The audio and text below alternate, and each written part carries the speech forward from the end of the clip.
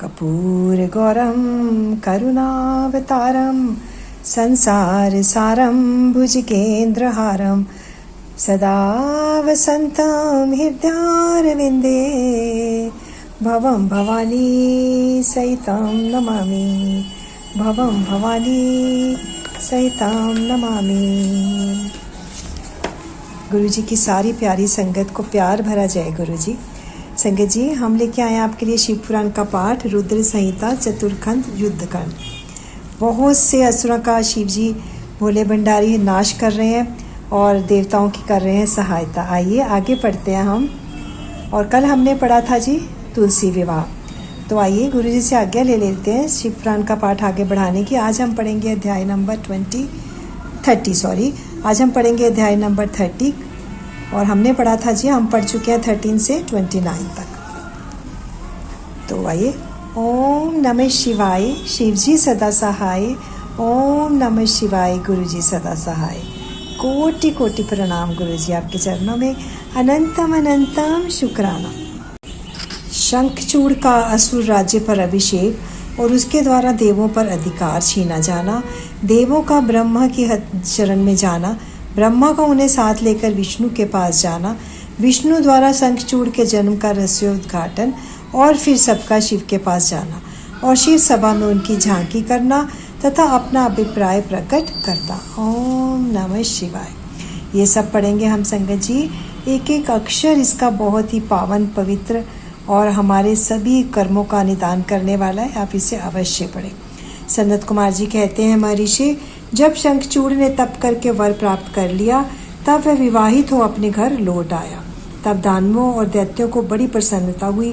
वे सभी असुर तुरंत ही अपने लोक से निकलकर अपने गुरु शुक्राचार्य को साथ ले दल बनाकर उसके निकट आए और विनय पूर्वक उसे प्रणाम करके अनेकों प्रकार से आदर प्रदर्शित करते हुए उसका सत्वन करने लगे। ओम नमः शिवाय।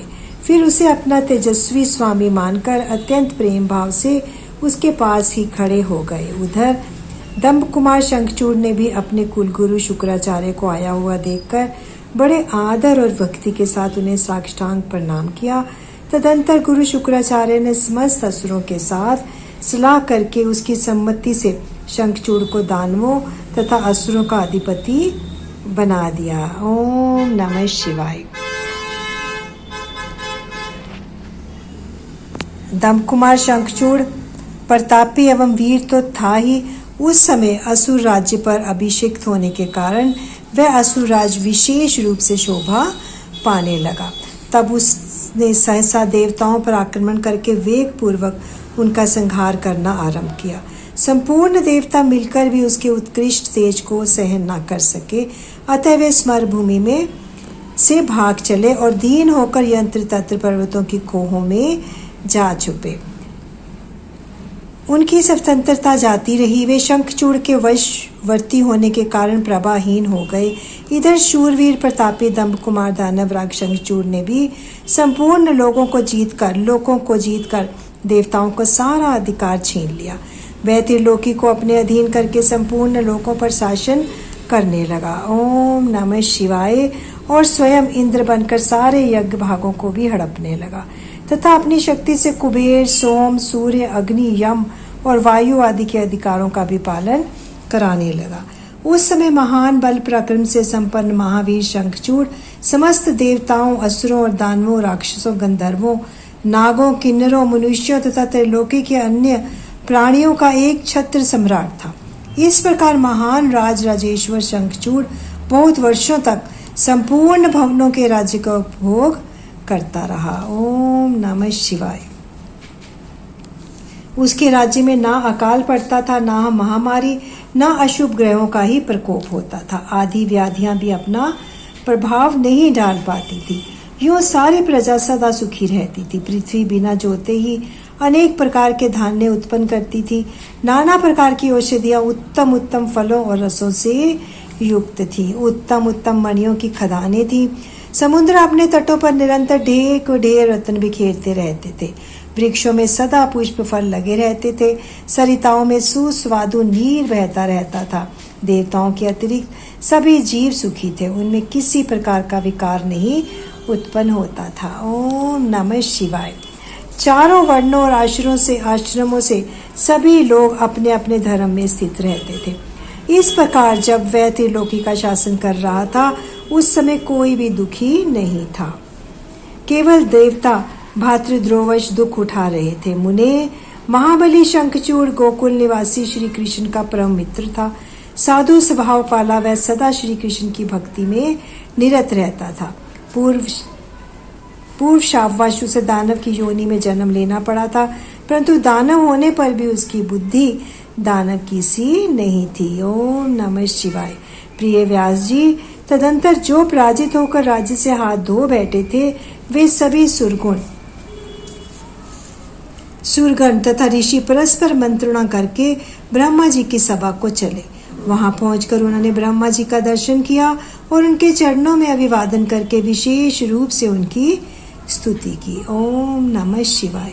फिर आकुलता पूर्वक अपना सारा वृत्तांत उन्हें कह सुनाया। तब ब्रह्मा उन सभी देवताओं तथा मुनियों को ढाढ़स बंधाकर उन्हें साथ ले सत्पुरुषों को सुख प्रदान करने वाले वैकुंठ लोक को चल पड़े। वहां पहुंचकर देवगणों सहित ब्रह्मा ने रमापति का दर्शन किया। उनके मस्तक पर किरीट सुशोभित था, कानों में कुंडल झलमला रहे थे, कंठ वनमाला से विभूषित था। वे चतुर्भुज देव अपनी चारों भुजाओं में शंख चक्र गदा और पद्म धारण किए हुए थे। ओम नमः शिवाय। श्री विग्रह पर पीताम्बर शोभा दे रहा था और सनन आदि सिद्ध उनकी सेवा में नियुक्त थे। ऐसे सर्वव्यापी विष्णु की झांकी करके ब्रह्मा आदि देवताओं तथा मुनीश्वरों ने उन्हें प्रणाम किया और फिर भक्ति पूर्वक हाथ जोड़कर वे उनकी स्तुति करने लगे। देवता बोले, सामर्थ्यशाली वैकुंठाधिपते, आप देवों के भी देव और लोकों के स्वामी हैं। आप त्रिलोकी के गुरु हैं। श्री हरे, हम सब आपके शरणापन्न हुए हैं। आप हमारी रक्षा कीजिए। अपनी महिमा से कभी अयुत ना होने वाली ऐश्वर्यशाली त्रिलोकेश, आप ही लोकों के पालक हैं। हे गोविंद, लक्ष्मी आप में ही निवास करती है और आप अपने भक्तों के प्राण स्वरूप हैं। आपको हमारा नमस्कार है। इस प्रकार स्तुति करके सभी देवता श्री हरि के आगे रो पड़े। उनकी बात सुनकर भगवान विष्णु ने ब्रह्मा से कहा। विष्णु बोले, ब्राह्मण, यह वैकुंठ योगियों के लिए भी दुर्लभ है। तुम यहाँ किस लिए आए हो? तुम पर कौन सा कष्ट आ पड़ा है? वह यथार्थ रूप से मेरे सामने वर्णन करो। सनत कुमार जी कहते हैं, मुने, श्री हरि का यह वचन सुनकर ब्रह्मा जी ने विनम्र भाव से सिर झुकाकर उन्हें बारंबार प्रणाम किया और अंजलि बांधकर परमात्मा विष्णु के समक्ष स्थित हो देवताओं के कष्ट से भरी हुई शंखचूड़ की सारी करतूत कह सुनाई। तब समस्त प्राणियों के भावों के ज्ञाता भगवान श्री हरि उस बात को सुनकर हंस पड़े और ब्रह्मा से इस रहस्य का उद्घाटन करते हुए बोले, कमल योनि, मैं शंखचूड़ का सारा वृत्तांत जानता हूँ। पूर्व जन्म में वह महातेजस्वी गोप था जो मेरा भक्त था। मैं उसके वृत्तांत से संबंध रखने वाले इस पुरातन इतिहास का वर्णन करता हूँ, सुनो। इसमें किसी प्रकार का संदेह नहीं करना चाहिए। भगवान शंकर सब कल्याण करेंगे। ओम नमः शिवाय। गोकुल में मेरे ही रूप श्री कृष्ण रहते हैं। उनकी स्त्री श्री राधा नाम से विख्यात है। वह जगत जननी तथा प्रकृति की परमोत्कृष्ट पांचवी मूर्ति है। वही वहाँ सुंदर रूप से विहार करने वाली है। उनके अंग से अद्भुत बहुत से गोप और गोपियां भी वहाँ निवास करती हैं। वे नित्य राधा कृष्ण का अनुवर्तन करते हुए उत्तम उत्तम क्रीड़ाओं में तत्पर रहते हैं। वही गोप इस समय शंभु की इस लीला से मोहित होकर शापवश अपने को दुख देने वाली दानवी योनि को प्राप्त हो गया है। श्री कृष्ण ने पहले से ही रुद्र के त्रिशूल से उसकी मृत्यु निर्धारित कर दी है। इस प्रकार वह दानव देह का परित्याग करके पुनः कृष्ण पार्षद हो जाएगा। हे देवेश, ऐसा जानकर तुम्हें भय नहीं करना चाहिए। चलो हम दोनों शंकर की शरण में चलें। वे शीघ्र ही कल्याण का विधान करेंगे। अब हमें तुम्हें तथा समस्त देवों को निर्भय हो जाना चाहिए। ओम नमः शिवाय। सनत कुमार जी कहते हैं, मुने, यों कहकर ब्रह्मा सहित विष्णु शिवलोक को चले। मार्ग में वे मन ही मन भक्त वत्सल सरेश्वर शंभु का स्मरण करते जा रहे थे। व्यास जी, इस प्रकार वे रमापति विष्णु ब्रह्मा के साथ उसी समय उस शिवलोक में जा पहुँचे जो महान, दिव्य, निराधार तथा भौतिकता से रहित है। वहाँ पहुंचकर उन्होंने शिवजी की सभा का दर्शन किया। वह ऊंची एवं उत्कृष्ट प्रभावशाली सभा प्रकाश युक्त शरीर वाले शिव पार्षदों से घिरी होने के कारण विशेष रूप से शोभित हो रही थी। उन पार्षदों का सुंदर रूप कांति से युक्त महेश्वर के रूप के सदृश था। उनकी 10 भुजाएं थी। ओम नमः शिवाय। 5 मुख और 3 नेत्र थे। गले में लील चिन्ह तथा शरीर का वर्ण अत्यंत गौर था। वे सभी श्रेष्ठ रत्नों से युक्त रुद्राक्ष और भस्म के आभरण से विभूषित थे। वह मनोहर सभा नवीन चंद्रमंडल के समान आकार वाली और चकोर थी। ओम नमः शिवाय। उत्तम उत्तम मणियों तथा हीरों के हारों से वह सजाई गई थी। अमूल्य रत्नों के बने हुए कमल पत्रों से सुशोभित थी।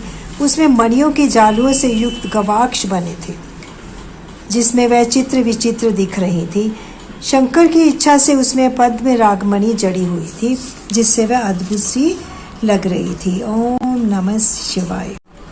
वह सैमंतक मणि की बनी हुई सैकड़ों सीढ़ियों से युक्त थी। उसमें चारों ओर इंद्रनील मणि के खंभे लगे थे, जिन पर स्वर्ण सूत्र से ग्रथित चंदन के सुंदर पल्लव लटक रहे थे, जिसमें वह मन को मोहे लेती थी। वह भली भांति संस्कृत तथा सुगंधित वायु से सुवासित थी। 1 सहस्त्र योजन विस्तार वाली वह सभा बहुत से किंकरों से खचाखच भरी थी। उसके मध्य भाग में अमूल्य रत्नों द्वारा निर्मित एवं विचित्र सिंहासन था। उसी पर उमा सहित शंकर विराजमान थे। ओम नमः शिवाय। उन्हें सुरेश्वर विष्णु ने देखा। वे तारकाओं से घिरे हुए चंद्रमा के समान लग रहे थे। वे किरीट, कुंडल और रत्नों की मालाओं से विभूषित थे। उनके सारे अंग में भस्म रमाई हुई थी। वे लीला कमल धारण किए हुए थे। महान उल्लास से भरे हुए उमाकांत का मन शांत तथा प्रसन्न था। देवी पार्वती ने उन्हें सुवासित तांबूल प्रदान किया था। ओम नमः शिवाय, जिसे वे चबा रहे थे। शिवगण हाथ में श्वेत चंवर ले परम भक्ति के साथ उसकी सेवा कर रहे थे और सिद्ध भक्तिवश सिर झुकाकर उनके सत्वन में लगे थे। वे गुणातीत, परेशान, त्रिदेव के जनक, सर्वव्यापी, निर्विकल्प, निराकार, स्वेच्छानुसार साकार, कल्याण स्वरूप, माया रहित, अजन्मा, आद्य, माया के अधीश्वर, प्रकृति और पुरुष से भी परातत्पर, सर्वसमर्थ, परिपूर्णतम और समता युक्त है। ओम नमः शिवाय। ऐसे विशिष्ट गुणों से युक्त शिव को देखकर ब्रह्मा और विष्णु ने हाथ जोड़कर उन्हें प्रणाम किया और वे स्तुति करने लगे। विविध प्रकार से स्तुति करके अंत में बोले, भगवान आप दीनों और अनाथों के सहायक, दीनों के प्रतिपालक, दीन बंधु, त्रिलोकी के अधीश्वर और शरणागत वत्सल हैं। गौरीश हमारा उद्धार कीजिए। हे परमेश्वर हम पर कृपा कीजिए। नाथ हम आपके अधीन हैं। अब आपकी जैसी इच्छा हो वैसा करें। अध्याय 29 और 30 की समाप्ति। संगत जी वाणी को यहीं पर विराम देते हैं। गुरु जी से आज्ञा ले लेते हैं। ओम नमः शिवाय। शिव जी सदा सहाय। ओम नमः शिवाय। गुरु जी सदा सहाय। कोटि कोटि प्रणाम। गुरु जी आपके चरणों में अनंतम अनंतम शुक्राना। Thank you for everything guru ji. Thank you for every